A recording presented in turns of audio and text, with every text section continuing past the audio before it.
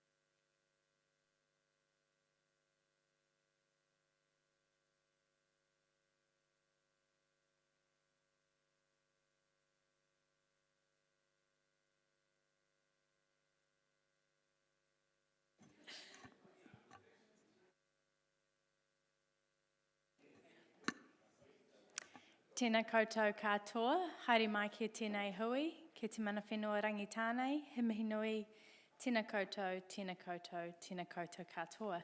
Good morning and welcome to the October Planning and Strategy Committee. Apologies for a late start. Very embarrassed about my efficient reputation on the line. We've just had some issues with the audio and visual not quite syncing up, and we've got members of the public downstairs connecting. So we're just trying to get that right. So as you're aware, we are recording the meeting. We're live streaming via YouTube at the moment. Our level 2 restrictions are still in place, so this meeting is closed in person to the public as they are joining online. We also have got Councillor Susan Beattie online. You'll be familiar with our health and safety requirements for the council chamber. And at this stage, we understand that our voting technology is working. So we will go ahead with that, and I will let you know if we'll be participating in a different way.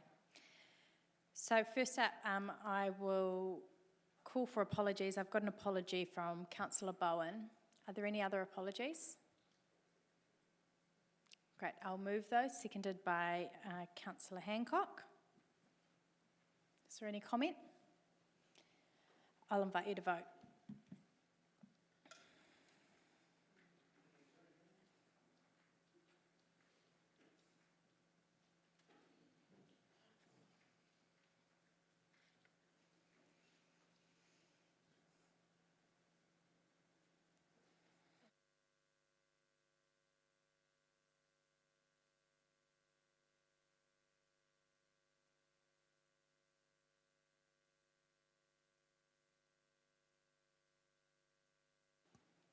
Great, that has carried unanimously. Moving on to item 2, I haven't had notification of any additional items. Item 3, are there any declarations of interest?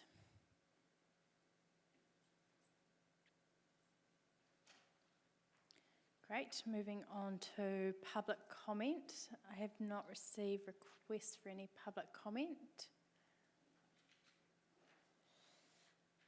Right, so moving on to number 5, we've got a presentation from Miss Georgina Murrow, and Georgina is joining us online. She is downstairs and she has got a number of people in support of her presentation. There's also been some slides circulated as well if people would like to access those, otherwise they will be on the screen. So welcome, Georgina. If you would just like to introduce who you've got with you and in support, and then you can start when you're ready.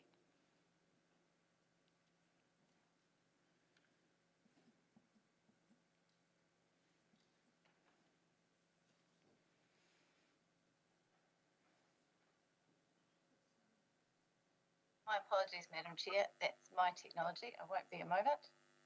No worries.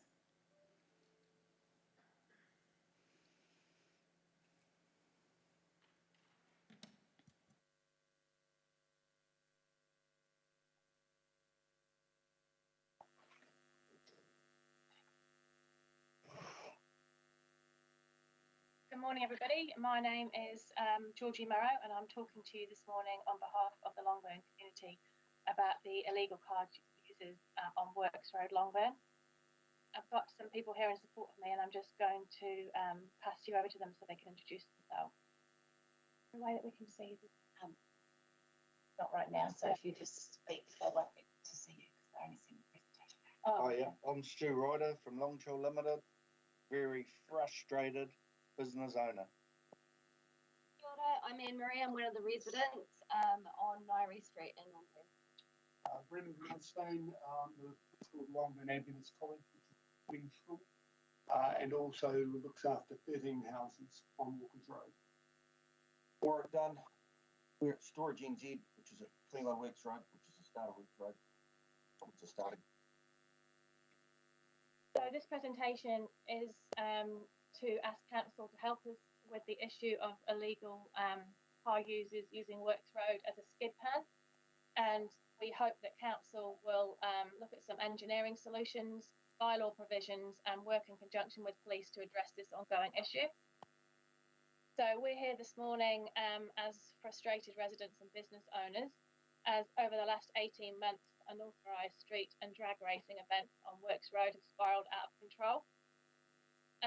The noise is unbelievable. It's like living next to a racing track. These people meet at 11:30, between 10:30 and 11:30 on an evening, and it goes for about 5 or 6 hours over the weekend. And there's 100 to 200 plus cars and people using Works Road as a local skid pan. Local businesses have had staff assaulted and intimidated and lost staff and customers, and they'll speak to you more about that later on in this presentation. And families are struggling with children and adults unable to sleep for hours at night. The community's reached out for help over a period of months now, and I believe that we've all reached breaking point with this situation.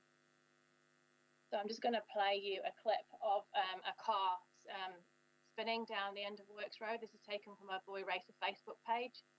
It's hard to see the people standing around, but you will be able to see that what happens is predominantly young girls, females, accompany these males, and they stand in groups around these spinning cars. You'll see how dangerous it is from this clip, and I believe it's only a matter of time before a person is killed or seriously injured.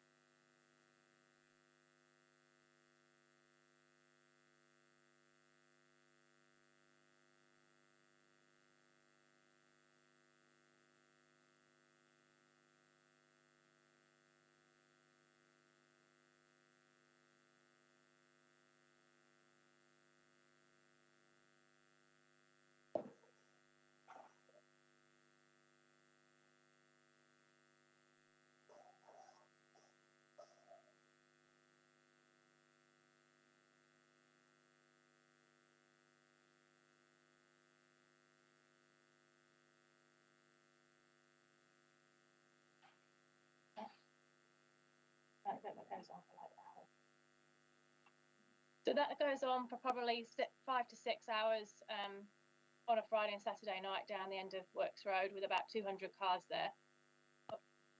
So actions to date: in August 21, the council placed a star-shaped strip onto the road. This was not suitable for the road conditions and was ripped up the same day it was put down. Police have tried to attend to deal with these illegal car users, but they've been assaulted by them due to being outnumbered. And subsequent to this, absolutely nothing has happened to address the issue. So this is a series of photograph clips taken from another video post that was posted to the Boy Racers Facebook page. It shows police attending Works Road and being assaulted by Boy Racers and being forced to leave the scene. Marie Bailey's just going to talk to you a bit now about what happens when she calls police, and we all call police.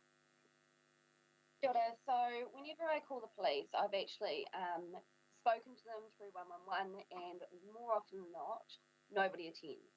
I have had intel before through my work. A parent just happened to make a comment and was actually able to tell them what time they were going to be meeting down at Works Road. So I called the police and told them this is the time that they are planning on meeting there. They weren't there yet, so I was told that there was nothing they could do. I rang back later, and when they were arriving, as they drove past my property, no one turned up. It's come to a point where we can ring 5 or 6 times in a night at least, and nothing gets done. Either we're told there's not enough police, or they'll be there when they can, but they don't turn up. We literally hear vehicles going down either side of our street on the open road, and I've been on the phone with 111, and they can hear all of those warasses going past, and they're like, yep, we can tell they're on their way there. But again, the frustration is just ridiculous, because it doesn't matter how many times we call, how many families, children are getting woken up, people are not getting sleep, which is affecting their jobs. It just feels like it's falling on deaf ears. So I want to talk to you a little bit more about the community impact. There's just a few quotes from people in the community that have got in touch with me, and you'll see on the side of the slide the damage and the rubbish that they're leaving behind on the side of the road. So Pete Homburg made a comment that no police even came last night. Even the Starticle 5 operator recommended lodging a formal complaint at the police station. Tristan Blignall said, what can we do? This is really over the top. Even the police don't want to get involved. This is another slide just talking about people taking matters into their own hand. Someone made a comment that I'm at the point of wanting to ram cars off the road in a farm truck. And as we all know, there have been numerous instances in New Zealand-wide of the public frustratingly taking matters into their own hands with undesirable results.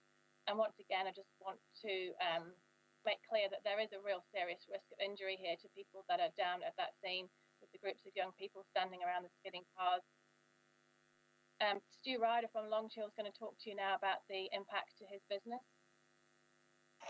Right, I've got 50 odd staff, probably 10 or 12 on night shift. As they drive back into my yard, they just get threatened, stuff thrown at the trucks. It's incredible. And the mess as you drive into that yard is absolutely disgusting. If you had that out the front of your council buildings, it wouldn't stay there for a day. But since Fulton Hogan took over from Higgins, it's never been cleaned up once. There was a car burnt out there a few weeks ago. They were rung about that. Never got moved for 2 weeks. 2 weeks got burnt out. They took the car shell away. All the rubbish is still on the road. It's disgusting. So Stu's lost 4 staff members due to them being intimidated and assaulted by the boy racers trying to get into their place of work. And he's also pointed out to me that they're now having to park their trucks at nearby business on the other side of Longburn and try and get taxis in and out because they're unable to get through. So obviously that's impacting on his staff and his business. The business entrances, you only have to go down and have a look and see that they are disgusting, and it would not be good for prospective customers, and stormwater is being polluted by rubber residue. Warwick's here today, but I'm conscious that we're running out of time. So just along the same lines, really, you can see the pictures of outside of his place of work. And Brendan from Longburn Adventist College just wanted to make the point he's got 43 boarding students, 13 rental properties. They're also repeatedly calling the police for action and nothing's happened. They've got students who need sleep, finding it hard to sleep at night, and are not understanding how this is being allowed to continue to happen. The picture on the right shows you the Facebook page of the cartel group that gathers down there, and that's placed up every week showing you what time they're going to be gathering and what their plans are for the night. So these are pictures of the damage to the road that occurs. Apart from the boy racing and the skidding, there's intentional damage, graffiti, fires, and the picture on the right is the storm drain, which is actually full of human feces. There's no ability for them to use the toilet when they're down there for 6 hours at a time, so they're actually going to the toilet down there and stuffing it down the drains.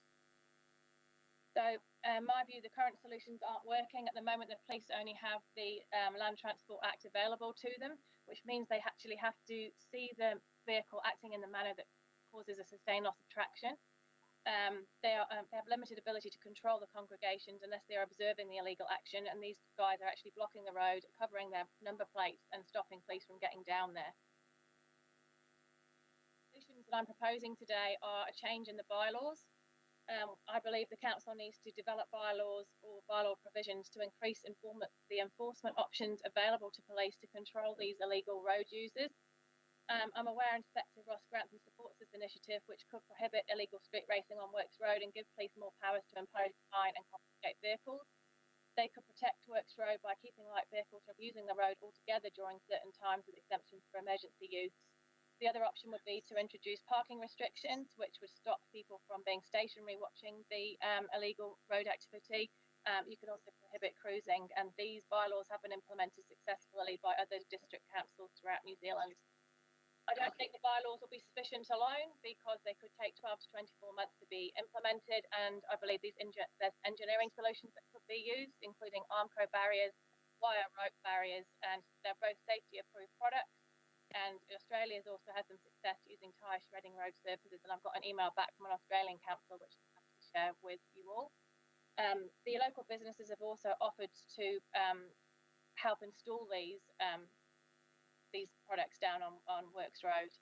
So what I'm asking today from the council is for them to work in partnership with New Zealand Police, the council, businesses and the community. I'm urging you to take this matter seriously and work together with us to find a solution to this issue. Thanks very much.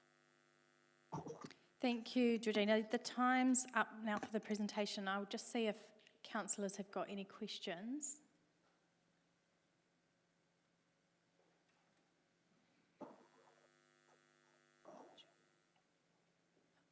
Councillor Hancock. Thanks, Madam Chair, and Georgina and your supporters. Look, thank you very much for a very thorough presentation. Some of the audio was a little bit light at times, so forgive me if I have not heard something. But can you just perhaps just either reiterate or just tell us what's the frequency of this occurrence with these street races actually coming into Works Road? Is that was your question? Is what's the frequency? Yes. How many nights a week? Yeah, it's all the time. It's non-stop. They see that area as their local skid pan. It's daily, every day. The weekends are the worst. So the Friday and Saturday nights, they normally get there about 11 o'clock in the evening and go till the early hours of the morning until daylight. But they're there all the time. Like the business owners will tell you, sometimes I saw video footage yesterday visiting a local business and they were down there at 9 o'clock in the morning doing it. It's really become their area that they see that they own and use as they want. Great, thank you very much. Councillor Johnson. Thanks, Madam Chair. Thanks, Georgina, for the presentation.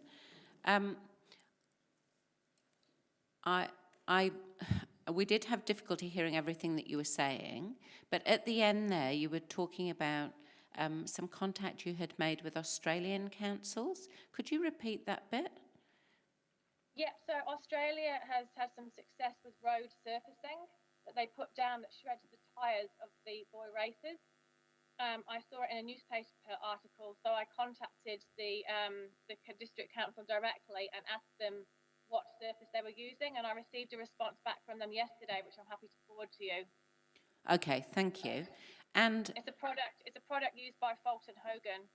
Right, but I'm not familiar with this piece of road, but presumably it would still have to remain open for the businesses that are located down there? Yes, that's right, it would. And so this surface wouldn't affect their truck tyres then? No, it's only when you try and do skids. All right, okay, I've got you. Thank you. Councillor Barrett. Thanks, Georgina, for the presentation. Thank you, Madam Chair. Just a question of clarification. It's around the timing as well. If I understood early on in your presentation, you talked about this being over a number of months, but that it had sort of escalated quite quickly. Do you know, is this a case where these issues have moved from another part of the city to Longburn, or is it emergence of new behaviours and new issues at this point in time? So I've got information that this area has become so popular over the last 12 months that people are bringing in cars on trailers from different districts in New Zealand. So cars and racing cars are being brought in from Upper Hutt, Wellington, New Plymouth, Hastings, and quite often these people will use the facilities at Manfield and then afterwards come to Works Road to the skid pan and then use that to continue with the car activities. There's actually leading to other antisocial behaviour. Like I'm aware that Gang members are now down there. Black Power's been seen down there, and there's drug dealing going on down there too. So this antisocial behaviour is just getting out of control in the area.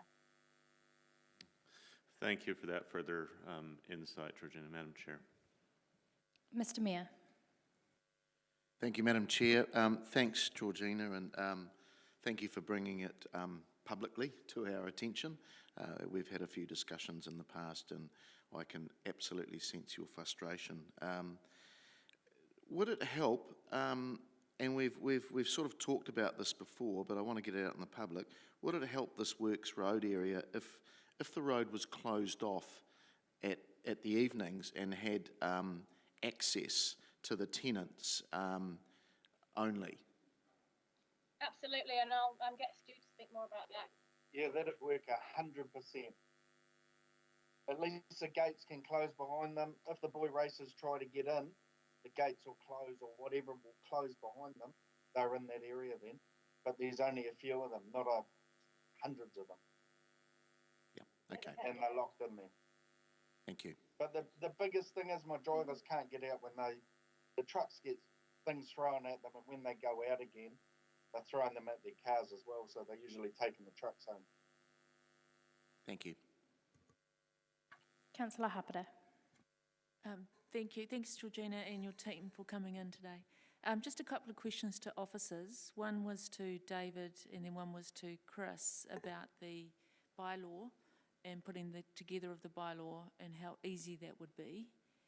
And the second one was to Chris, was about enforcement of the bylaw.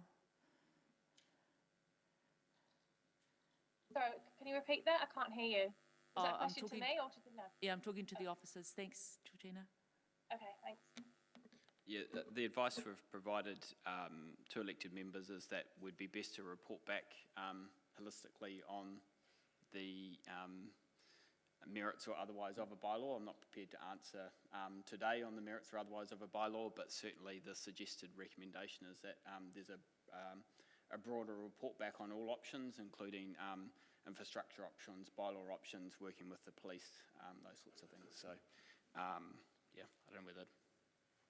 Thank you. And Chris, how easy would it be to enforce a bylaw, just off the top of your head? Off the top of my head, I'm not really sure. I mean, we don't have resources that would directly address this, so we'd have to consider that as part of the same report back. Okay. Thank you.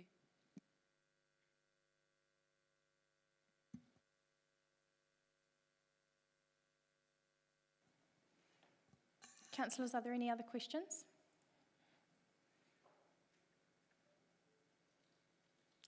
Great. Thank you, Georgina, for making yourself available to come in and speak, and for the other members of the Longburn community who have joined you as well. Appreciate you coming in to do that. So, Can I councillors, ask a question? What happens from here?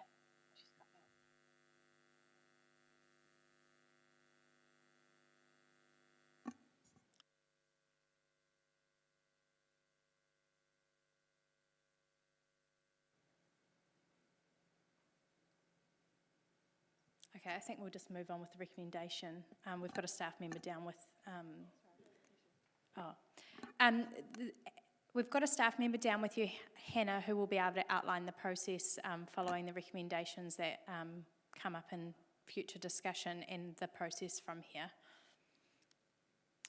So we've got a recommendation that the Planning and Strategy Committee receive the presentation for information. So I'll move that, seconded by Councillor Hancock.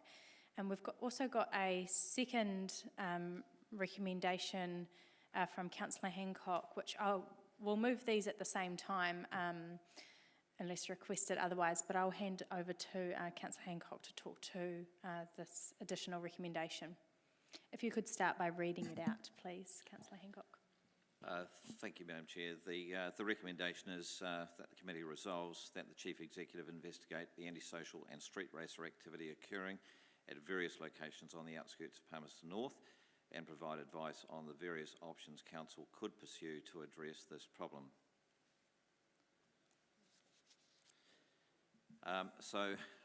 Thank you very much, Madam Chair. Just in terms of speaking to this, is that street racer issues within our city have been problematic for a very, very long time.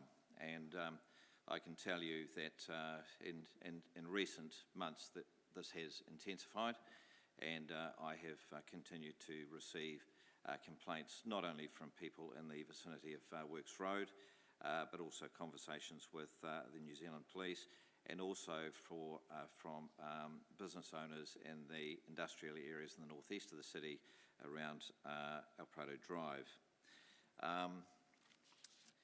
So the issue of street races is and has been very, very problematical for police to police. The behaviours prevalent across the city are mostly in industrial areas where it's occurring. There are very large numbers, as you've heard Georgina speak of, 200 plus. I was speaking to another resident yesterday who lives in Milson, and they said on a weeknight they were about to pull out onto Milson Road, just from their residential area, and they actually had to wait for a boy racer or a street racer convoy to pass, and they lost count at 70 cars. There was more than 70, and that was actually on a street night, on a weeknight. There is a lot of difficulties for police to deal with street races under current legal frameworks. Really, the only options they've got is they've really got to catch people in the act of either sustained loss of traction, illegal street racing, that's actually cars racing each other, and of course they've actually also got to identify the drivers of those vehicles before they can take enforcement action, and at very best they get to impound cars. The only other options under the current legal framework is to actually stop and inspect vehicles to ensure that they're actually roadworthy. And from time to time the police do in fact actually green sticker or pink sticker vehicles because they are no longer roadworthy. But of course, that is a very intensive operation to actually execute.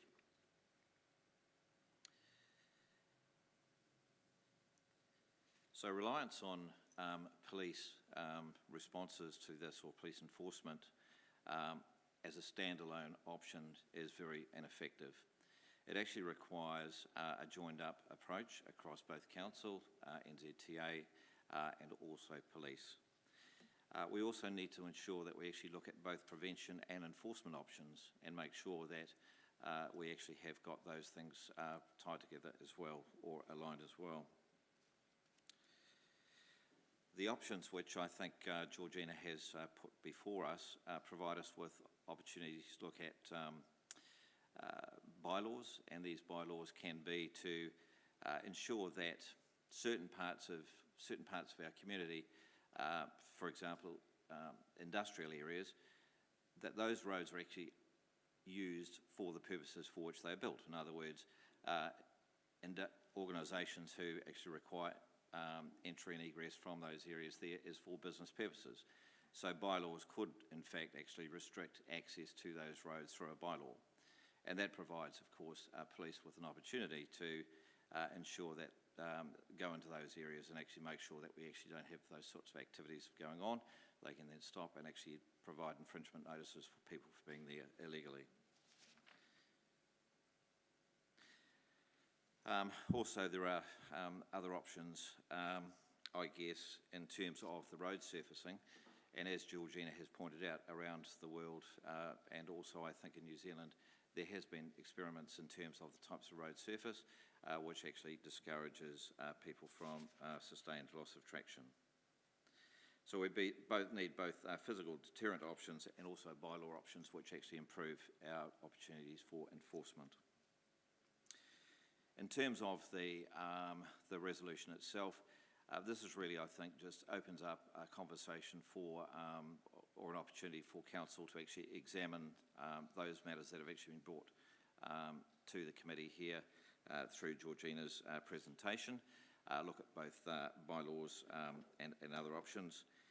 We need to evaluate those and also validate any information which actually is provided for us. I also know that Inspector Ross Grantham at the police has been making similar investigations into what is actually utilised elsewhere in New Zealand. For example, I think both Christchurch and Hamilton are in fact pursuing similar opportunities. So there will be an opportunity just moving forward to actually have Inspector Grantham also work with City Council officers to make sure that we've actually got a plan going forward. So those are my submissions. Thanks, Madam Chair. Thank you, Councillor. I'm happy to support this recommendation largely around the investigation of actually what our options are.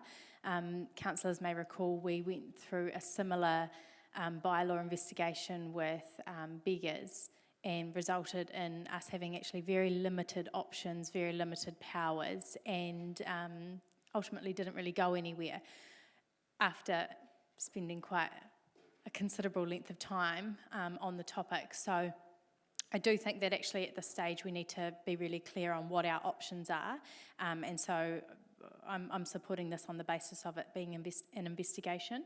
I would also encourage anybody who is unsatisfied with the police response to contact their local Member of Parliament and actually make a complaint through to the Minister of Police, because if they're not satisfied with the police response, then there are avenues to explore within the same authority before jumping parties. And I'm not saying that there isn't a role for council, but certainly we need to hold people accountable if it's their job to do something and that is not happening.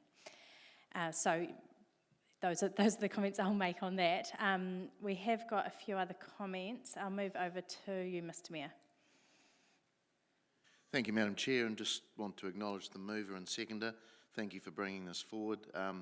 This community's been, this antisocial cruising and skid behaviour is nothing new. It's been going on for years, but it ebbs and flows and moves within the city and actually within the wider region.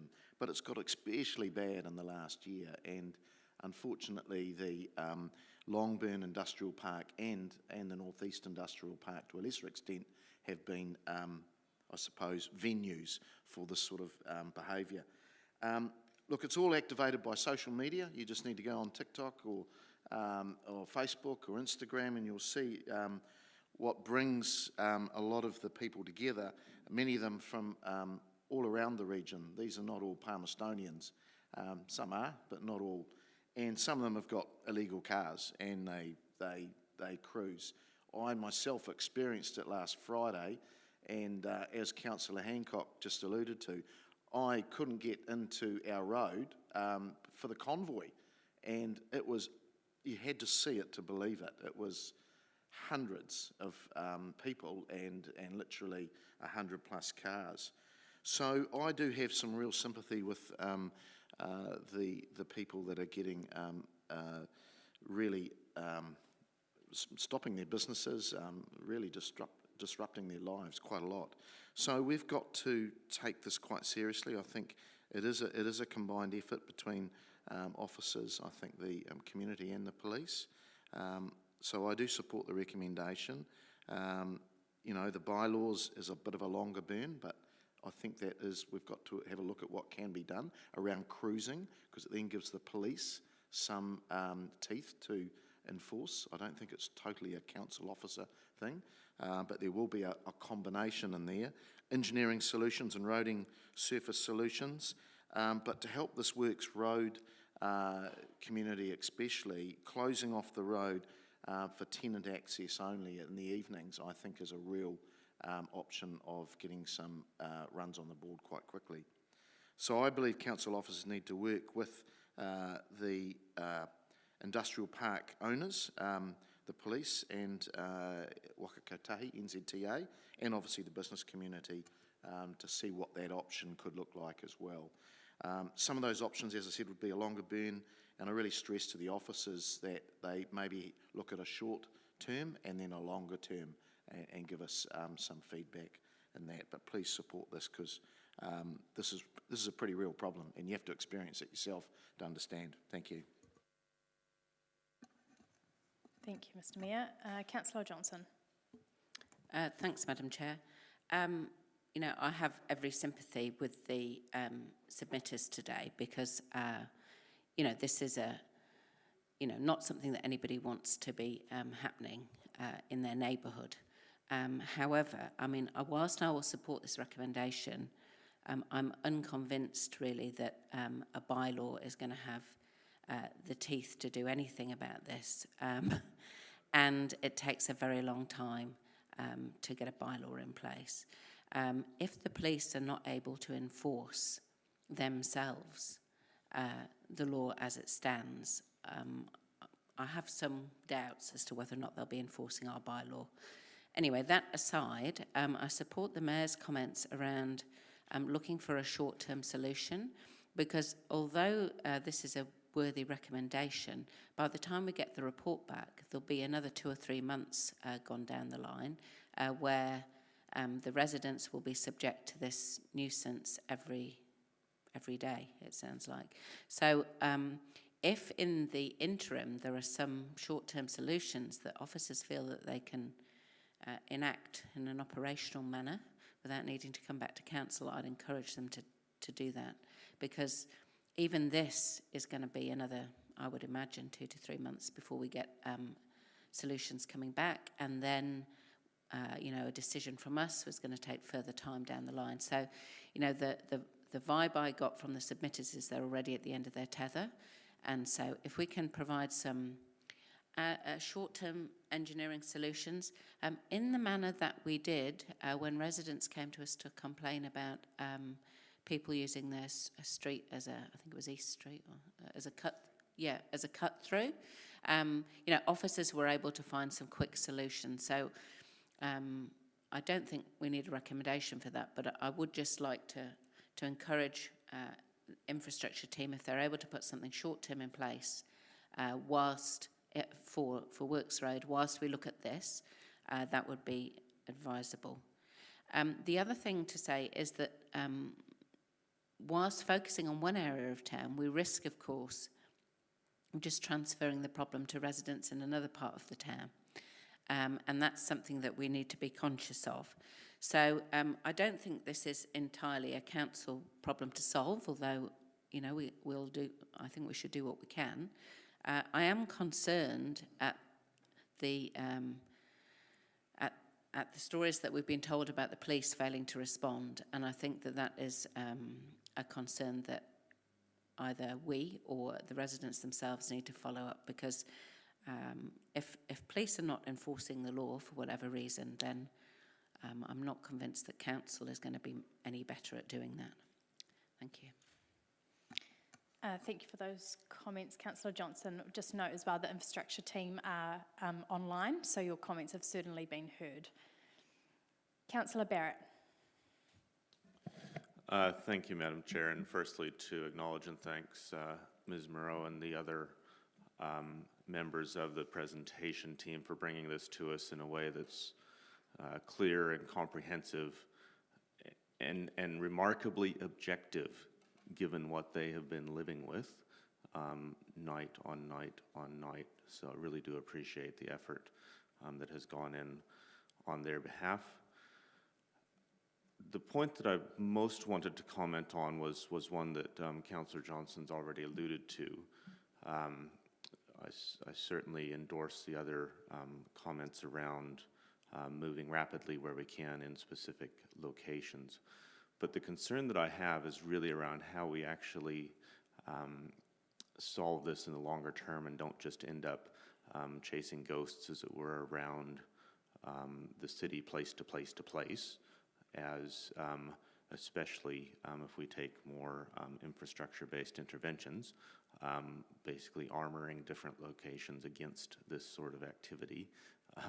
That could potentially be quite a long and potentially impractical way. So I think what I'm hopeful that we'll see in this report back is a genuinely holistic view of what over the long term can be done to minimize the impact of this throughout the city, and in fact throughout our neighboring areas as well, to ensure that we're not just shifting problems between locations, but genuinely solving problems.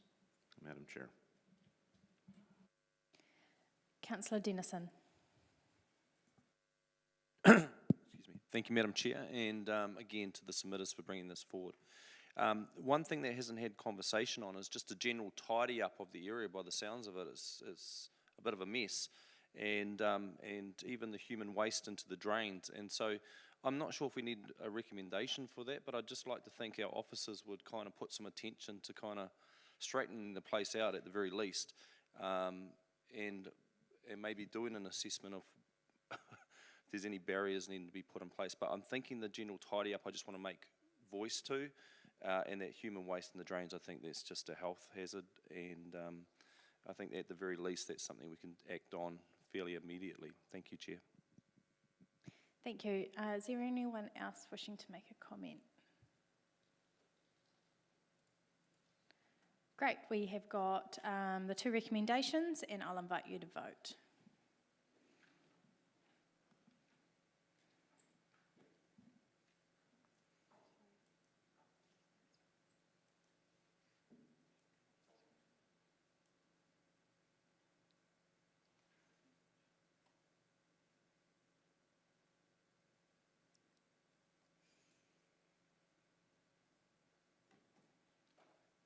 That has carried 100%.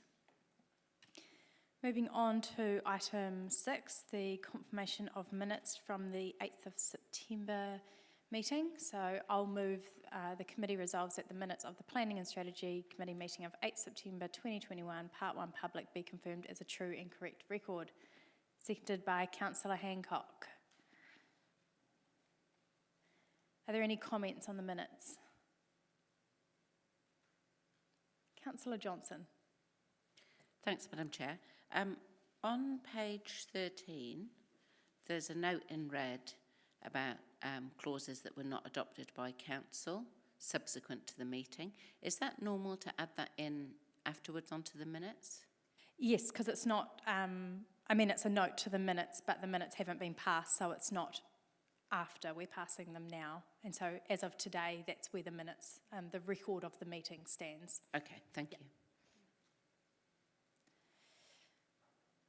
Great, no other comments, I'll invite you to vote.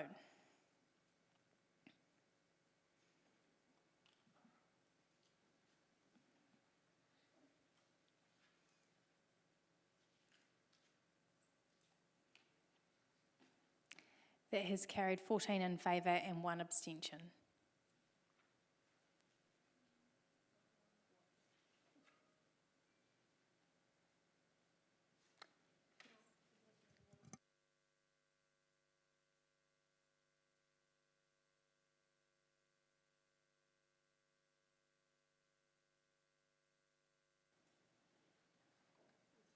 Okay, it looks like it was actually unanimous, but we're just having a glitch in the way the results are presented. We'll record that as unanimous. All right, moving on to item 7, page 15, the future use of 17 Summerhays Street, former Terrace End Bowling Club, deliberations on submissions, and I'll invite Michael and Keegan down to present this report.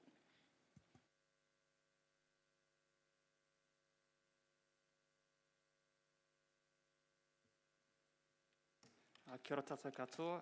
Good morning, Madam Chair, Your Worship, councillors. Can you hear me? Oh, I can actually remove my mask. Fantastic. I actually went to the convention centre this morning as well, so readjusting back to usual settings. I haven't prepared a presentation for today, but I'll just briefly touch on the process to date and make a few notes about some of the recommendations before opening up for questions. So this report makes a range of recommendations to bookend the process for deciding the future use of 17 Summerhays Street, otherwise known as the former Terrace End Bowling Club. In May, Council made the decision to consult on the repurposing of Summerhays Reserve, with the statement of proposal noting a preference for housing. Submissions closed on the 9th of July, and these were presented to the Planning and Strategy Committee on the 11th of August, alongside some submitters who presented in person. Overall, the feedback from the community supported the Council's proposal. The Council now needs to make a decision on the statement of proposal. The first recommendation in this report seeks to confirm the future use of Summerhays Street for housing, and also in response to consultation feedback, a second recommendation is included in this report to investigate the need, design, location of any public green space as part of that repurposing. So this is in response to consultation feedback, which included a number of suggestions to retain some sort of park-like feature. The need, scale, and design for this is best to be explored through a comprehensive design process, like a plan change or a resource consent. To enable the change in use to be meaningfully given effect to, the third recommendation seeks to authorise a district plan change process to rezone the former reserve to residential.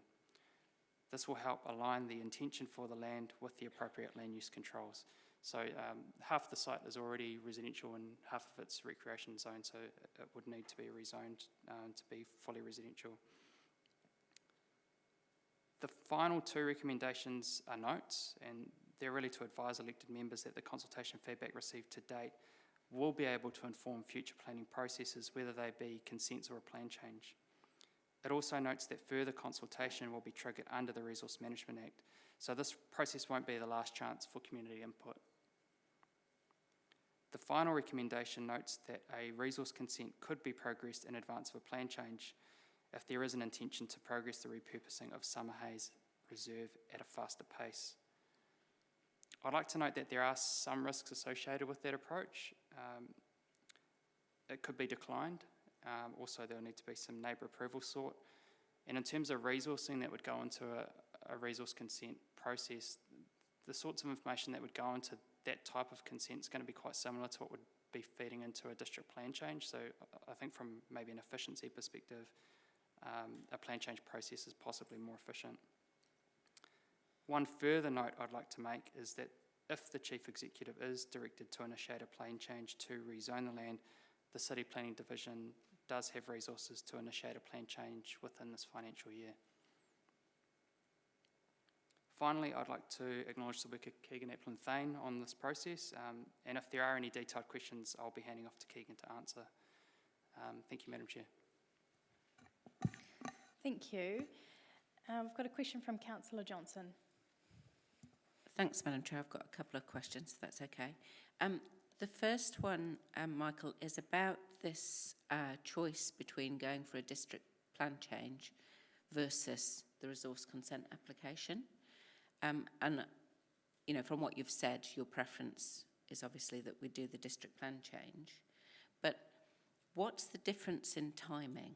Because in 7.2, you've said the resource consent application might be quicker, although carries some risks. So the district plan change, you're saying, could be done within this financial year. How much quicker would a resource consent application be? It really depends on, I guess, the assessment and how that goes. One other thing I'd probably note is I'm not probably best to comment on this and may need some advice from the property team, but I'm unaware if there are any internal budgets to actually process a resource consent for that currently. However, the LTP does contain budget for the district plan review. So whether there would have to be a report back to council around options first, confirming the housing typologies, the design and associated budgets to inform that may need to be another consideration as part of a resource consent. I think, you know, realistically, a resource consent would take some months to prepare, and we may only be talking about a couple of months difference between perhaps a district plan change becoming operative and maybe a resource consent decision being made. There would still need to be a resource consent application lodged once the district plan change is completed. It would make the waters a bit smoother because the land use planning rules are confirmed, and depending on the type of housing that might want to go on there and what the community feedback is on that zoning process could determine, I guess, how quickly a resource consent process post-rezoning could go. Okay, thank you. Given that the land is half zoned residential and half zoned recreation, is there an option to go for a resource consent on the residential half while we do the district plan change on the recreation half, in terms of being able to have a more certain outcome and also move at speed? yes. I think then the question would be, I guess, what's the overall vision for the site and how that might develop and how that might be done in an integrated way. There may be some benefits in taking a more comprehensive approach, but it could be staged perhaps as well. There are options. Okay. And so you've been quite clear throughout the report that the decision today is about confirmation for housing, but we're not specifying what type of housing, and we're not specifying whether or not the land remains in council ownership. So when are those decisions coming up? So in the next steps section, there's, I suppose, a couple of approval gateways that have still yet to be had. And I suppose the initial approach was setting up the process to date with the statement of proposal was to kind of break up key decision milestones rather than bogging up one particular decision moment. So this moment, as you've said, is about the overarching land use or the underlying land use, if you will.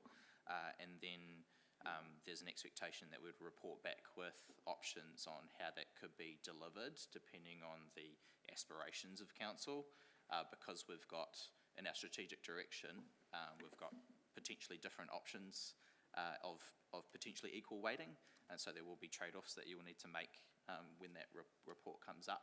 Yes, so when is that report going to be coming up? Well, that would likely be the next stage. That would then help to inform how we approach a district plan. Can I, in terms of the question, so the infrastructure team are working on some different scenarios for housing options at the moment. I'd need to check in with Sarah and Bryce as to when that would be reported back, but there is work, some initial work occurring about the different housing options, and that. But I can't give you the report back date at the moment, but I'll check in with Sarah and Bryce. I guess what I'm most concerned to establish is whether or not that can happen in parallel with the district plan change, or is it a linear process where we have to do one thing and then the next thing? It can occur in parallel. Okay. And at what point would you be looking for some direction from council as to what the typology or use of would be? Would be only at the point at which you got that report back? That would be part of that process, yes. Okay. All right. I'm not sure that this is a question that can be answered right now because it's not directly relevant to this report. But I note that we've got money in the budget for a substantial social housing development. And at what point would we be identifying where that social housing development could be built?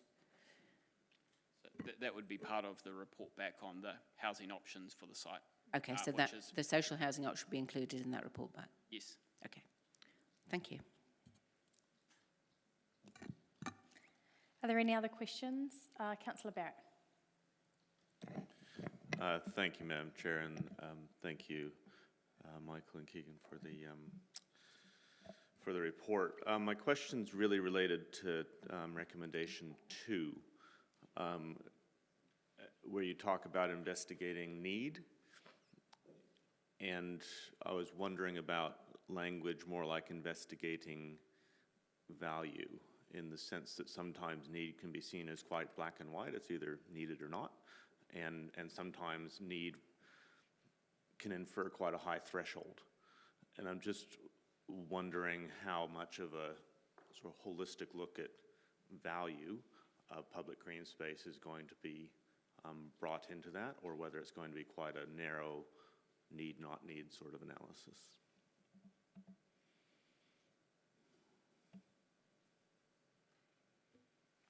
I'll give that one a crack.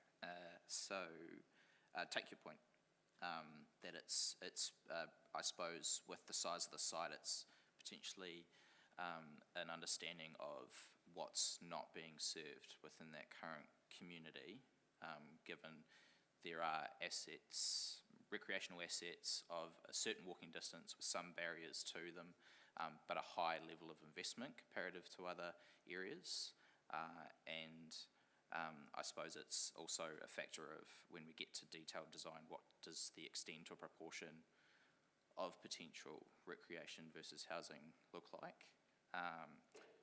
I suppose the wording in my eyes probably would include what you're mentioning as a form of whether it's needed is the value within that. But take your comment.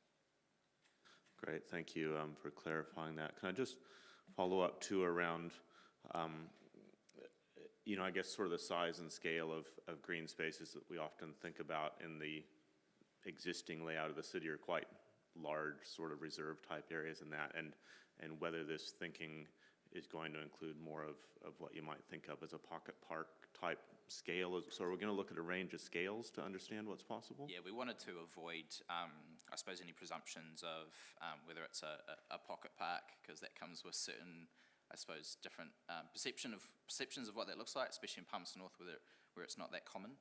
So we tried to generalise it as green space so that we looked at a range of options, and also that allows us to, I suppose, respond a bit more effectively to some of the comments raised by submitters, which did somewhat differ in their views around what the size or scale or proximity of the community that they were looking to serve with their suggested options. Some were quite broad at the suburban level, some, or even in the community use options, some were going citywide, and some were looking at that most immediate kind of neighbourhood that had the most barriers to being serviced by other parks, if you will. Yeah. Great. Thank you both. Appreciate that, Madam Chair.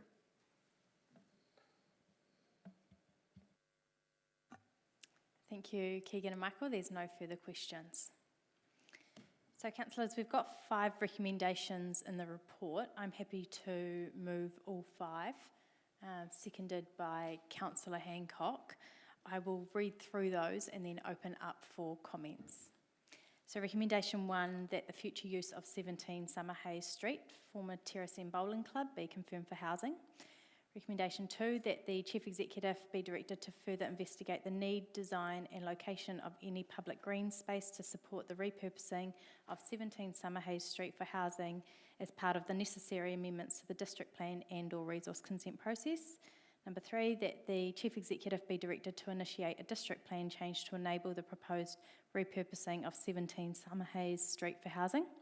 Number 4, that it be noted that should the district plan be amended to enable the repurposing of 17 Summerhays Street for housing, the district plan change process will include public submissions and an assessment of potential environmental effects, including those identified in submissions received on the future use of 17 Summerhays Street statement of proposal. And number 5, that it be noted that should the council wish to repurpose 17 Summerhays Street for housing in advance of a district plan change, the council could consider a resource consent application. So I'm happy to move those because I think actually what we've identified, particularly in the last couple of years, is a housing shortage in our city. And this has been a piece of work which I think we should give kudos to the officers for, which has been progressed at pace, and it is really great to see from when we identified actually we do want to move down the track of looking at the future use of the site to now potentially confirming a direction for housing.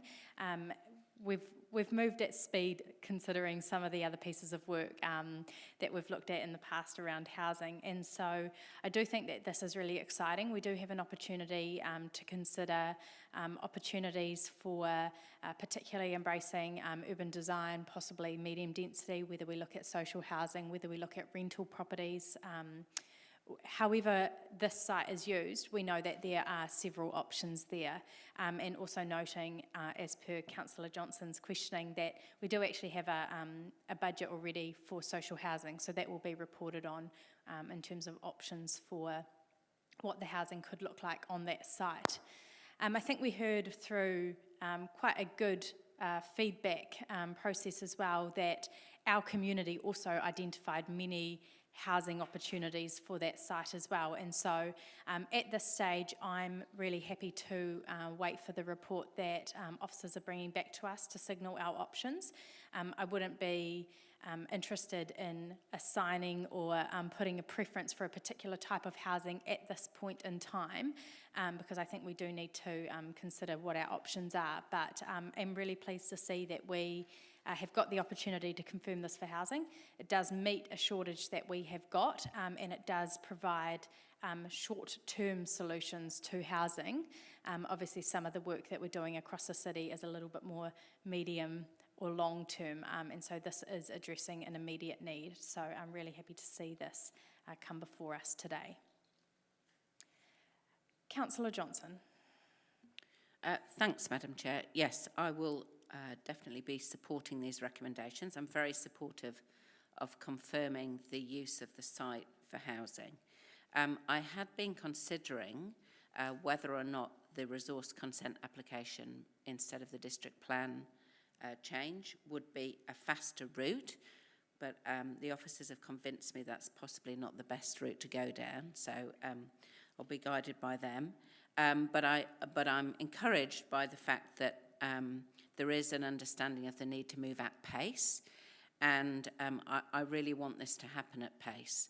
I think it's good that we've got things happening in parallel, that we can have the district plan change done this financial year, and that we can also make some decisions about the typology of housing at the same time, and that those two processes don't necessarily have to, one doesn't have to wait for the other, so that's good. Yesterday, I attended the regular meeting of the Housing Advice Centre, which brings together a lot of housing providers to talk about need in the community, the Housing Need Monitoring Group. And I have to say, it was a sobering session. It really was. Every single organisation talked about the pressure that they were under in finding housing for their particular clients. Kāinga Ora said that their wait list was just continuing to increase despite their building programme. Our waiting list is continuing to increase and is around about 260 people on it at the moment. Age Concern are having an increase in need, particularly for seniors who are left on their own and can't manage to pay the rent for the place that they're staying in. So there's a big affordability issue for seniors. Salvation Army are having difficulty finding tenancies for people. Women's Refuge are full and their transitional housing is full. And the mental health team at the hospital reported some really concerning cases of people sleeping in abandoned buildings, of people sleeping in their cars, couch surfing and so on. So there's huge need out there, absolutely huge need. And so I really want us to move as quickly as possible to get this land freed up and get some houses on it. So I'll leave it at that. Thank you. Councillor Beattie. Thank you, Deputy Mayor. Both you and Councillor Johnson have said the key points, but I'd just like to compliment the team for progressing this very quickly. It's, as Councillor Johnson said, it's absolutely critical we get housing on there as soon as we can, and it's been really good to see the speed up with this. This has been progressed. My preferences would be to see this go through the district plan process, because then this comes to council for our approval. I'm not comfortable going through the resource consent process because it's a different process where it doesn't come through council, it goes through independent assessment at the council. So yeah, I'm just really excited that we're going ahead and that we could see some really good housing, and I'll be really looking forward to looking at some of the options and making the decisions in the future of what we're going to put on there. Thank you. Councillor Barrett. Thank you, Madam Chair, and much in the same vein, very interested in seeing this move at pace and appreciate the work the officers have done to really keep this moving. I think it'll be of particular value because of the high quality and wide range of community input that we actually got into it. I was quite impressed with what came through that submission process, and some very clear signals and rationale supporting affordable and social housing outcomes, and I hope that we keep those very articulate and well-considered submission to front of mind as we continue on this journey. The other comment I'd make is that I was quite heartened by the response around recommendation 2, and while I'm comfortable with the language staying as it is, I think when we talk about public green space, we need not only to apply a need lens, but also a value lens to really look at what is the long-term future of not just building houses, but creating neighborhoods, communities, places that people want to live. Madam Chair. Mr. Mayor. Thank you, Madam Chair. Look, I support everybody's comments too. I'll always consider advice, but I actually differ from Councillor Beattie and think if we've got to do this at pace. We've heard from the community well and truly that housing was their top option. Yes, like Councillor Barrett said, I agree. There needs to be well designed, there needs to be some green space, but absolutely the need is there. You just try and do something yourself in housing in this city, or actually this wider community of the Manawatu, and it is extremely difficult. So can we afford to wait another 6 months or so? I'm not sure. So look, we'll always take advice from the officers and acknowledge that there is a little bit of risk, but if it is somewhat faster, then I would urge that we look at that. We've got to look at it. It needs to happen at some pace. And look, I think the community has told us that as well. So I do support the recommendations. Thank you. Look forward to the options coming forward. Thank you. With no other comments in the queue, I'll invite you to vote. Yes.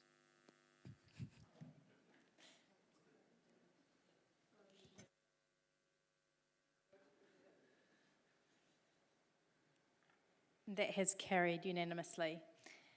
Moving on to item 8, the committee work schedule. I'll hand over to David to make any comments.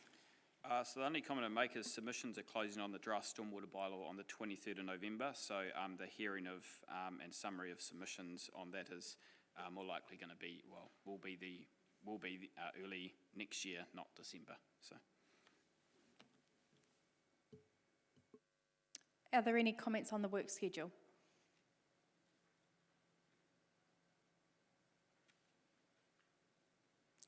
Great.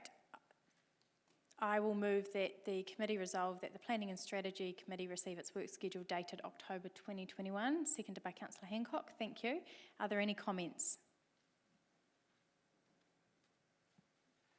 Great. I'll invite you to vote.